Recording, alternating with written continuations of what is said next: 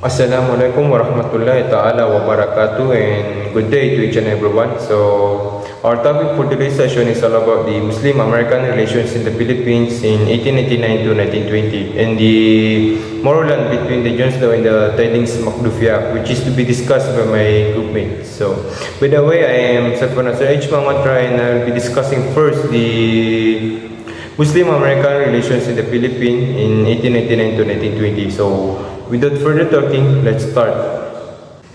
President William McKinley, in a message to the American Congress in 1899, defined the basic policy of the United States toward the Philippines. In his message, he said that the Philippines are not ours to exploit, but to develop, to civilize, to educate, to train the science of self-government. This is the path we must follow or be reckoned to mighty trust committed to us. So, from the perspective of the American, or from their point of view, this is the policy they have been promoting since the day they have come to the Philippines.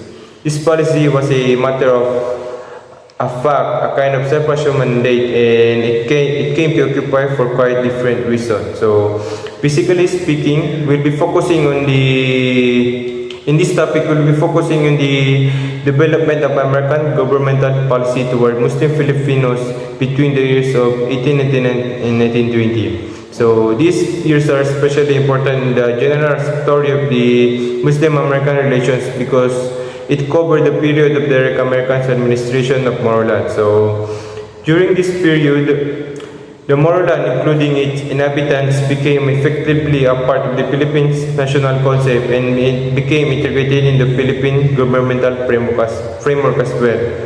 An understanding of the politics pursued and problem encountered in this period yielded some important insight with respect to the relations between the Muslim and the Christian Filipinos today.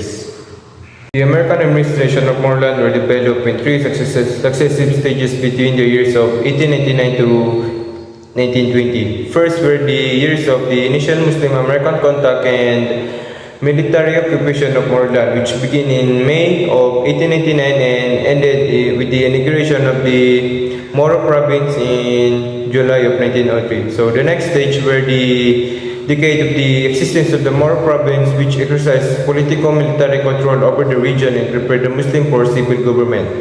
And finally, lastly, were the 6-year period wherein the process of bringing Mindanao and Sulu into the general governmental framework of the Philippines was accelerated.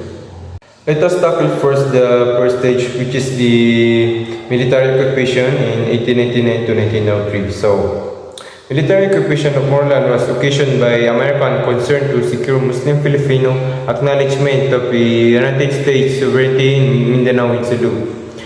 The Americans also sought to keep the Muslim neutral in the Philippines-American War, which in 1899-1901, which raged in the northern province. So, in order to secure and make sure that the Muslim would not interfere with the Philippine-American War, which is happening in the northern Philippines, they have entered a treaty and negotiated with the Sulu Sultanate. Agreements were made with the Muslim chiefs of Mindanao and Basilan. This treaty was also known as the Kiram-Bates Treaty, which is signed on August 1899. So, by these agreements, the Muslims seemingly acknowledged the American sovereignty and agreed to help suppress piracy and apprehend persons charged with crimes against non-Muslims. So, in return, the United States pledged to respect the dignity and authority of the Sultan of Sulu and other chiefs. The Muslim Filipinos and the Americans seems to have a different point of view from each other toward these agreements. The Americans believed that they were keeping the Muslim peaceful and at the same time securing acknowledgement of the United States sovereignty. On the other hand, the Muslim leaders seemed to believe that their diplomacy had kept the Americans out of their internal affairs and guaranteed their way of life. Unlike in the northern Philippines, the American mandate in the Philippines was only mildly implemented in the Moreland during the period of military occupation. The policy of non-interference in Moro internal affairs precluded any vigorous effort to develop, civilize, educate, and train the Muslim Filipinos in the science of democratic self-government. Within the limitation imposed by the non-interference policy, the Army did what it could to carry out the mandate, especially after the Philippine-American War ended in 1901. The proper authorities took notice of moral affairs, studied conditions, and began to formulate policies for the future administration of Mindanao and Sulu. Modern medical care was made available to the Muslim at army hospitals and clinics. Public health and sanitation regulations were introduced. A few schools taught by soldiers as well as civilian teachers were open and the Muslims were invited to attend them. Bridges, road, trails, and wharves were constructed which both directly and indirectly benefit the Muslim. At the same time, other activities were easily misunderstood by the Muslims. Custom regulations were imposed, taxes were levied, land surveys were made, and mapping and exploring expeditions became frequent. The 1903 census was also begun. After July of 1901, more U.S. troops were sent to occupy ports in Mindanao. The Muslim Filipinos could not help but to speculate as to what this escalation of American activity meant in the terms of the security of their religion and way of life. Sometimes their uneasiness and suspicion erupted into violence. In southern Lanao, the freedom of army troops to move wherever they pleased was openly challenged by the Muslim in March of 1902 and resulted in the first major military action since the American arrival in Moreland almost 3 years earlier. The Americans interpreted Muslim hostility as a defiance of United States sovereignty.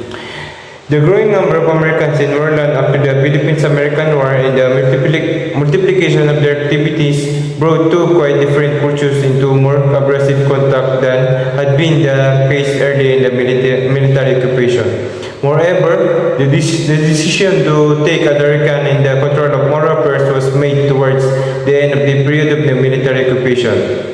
When the decision was implemented under the Moro province, the conflict between the Muslim Filipinos and Americans culture was exacerbated. So let's move on to the next stage, which is the Moro province. So this stage lasted a decade from 1903 until 1913. So during this time, it was decided to abandon the policy of non-interference and to exercise a direct rule over the Muslims with a view to preparing them for integration into the body politic of the Philippines. Therefore, civil and military authorities then began to take a closer look at the American policy in Moreland. The decision to exercise direct control of Muslim affairs resulted in the abrogation of the Bates Agreement and other assurances of non-interference by Americans. The American authorities recognized that preparation of the Moro for integration into a modern Philippine state required a temporarily different form of government from the regularly organized province wherein most of the Christian Filipinos enjoyed a large degree of autonomy. The administrative structure of the province was admirably suited for direct rule of the Muslims. The line of responsibility stretched from the provincial governor in Zamboanga to the Datu who served as the headman of the remotest tribal ward. The officials of the government were carefully selected. Those in the higher offices were at first mostly army officers. So the three successive governors of the Moro province, namely General Leonard Wood, Tasker Bliss, and John Pershing, were men of exceptional ability. For this reason, they were given a considerable latitude in administering provincial affairs. Under the American supervision, selected Moro leaders were given a limited political authority as a headman in the tribal wards. The program of public works was expanded and Moro schools, hospitals, and dispensaries were built. Agriculture and commerce were encouraged. The American officials believed that it was essential to get the Muslim Filipinos into the practice of paying taxes in support of the Moro provincial government. Accordingly, the cedula, or what we know as the head tax, and later the road tax were introduced. Fees were charged for the registration of the vessel above a certain size. Export and import duties were imposed on Muslims engaged in foreign trade. Property taxes were levied on Muslims living in organized municipalities. Moro province adopted the policy of respecting the Islamic religion and associated customs of Muslim Filipinos, provided they did not conflict with the basic principles of American law. The American administrators of the province made some effort to accommodate the special features of the Islamic law and adat, especially in cases concerning domestic relations and inheritance. So during the administration of General Bliss, The Muslim Pandita schools were encouraged and some places were given limited governmental assistance. General Leonard Wood, the first governor of the Moro province, typified American New England ethnocentrism. He found nothing in Muslim Filipino laws and customs worth preserving. With all the passion of a medieval crusader, he fought those Muslims who defied the American laws. Thousands of them were killed battling his troops. He called them bandits and outlaws. Wood's successors, namely General Bliss and Pershing, continued to fight bandits and outlaws.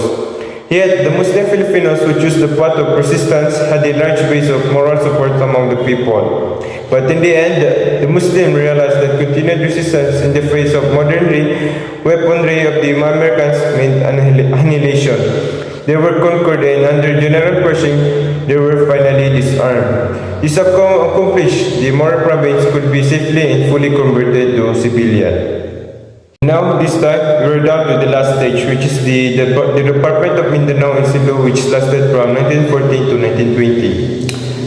The appointment in December of 1913 of Frank Carpenter as the first civilian governor of the Moro province and the subsequent reorganization of the province into the Department of Mindanao and Cebu marked a new development in American policy towards the Muslim. Many Americans at that time felt that preparing the Muslim for integration into Philippine national life would require at least 2 or more 3 generations.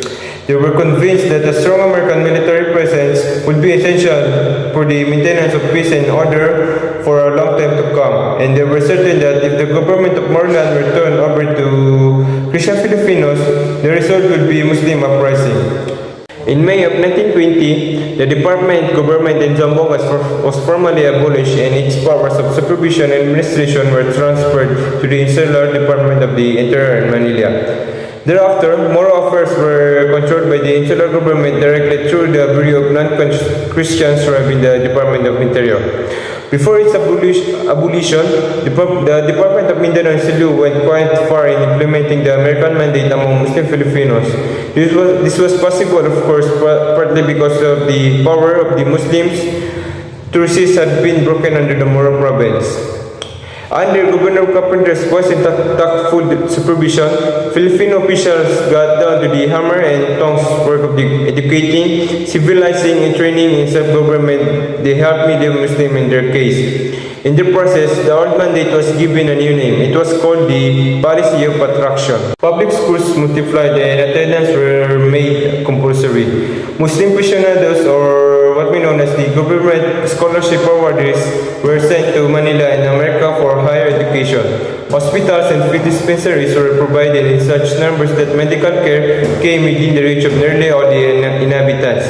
Public works were greatly expanded. Hundreds of kilometers of new roads and trails ended the isolation of thousands of inhabitants and brought them into contact with commercial and governmental centers. The Muslims were given greater participation in local and provincial governments.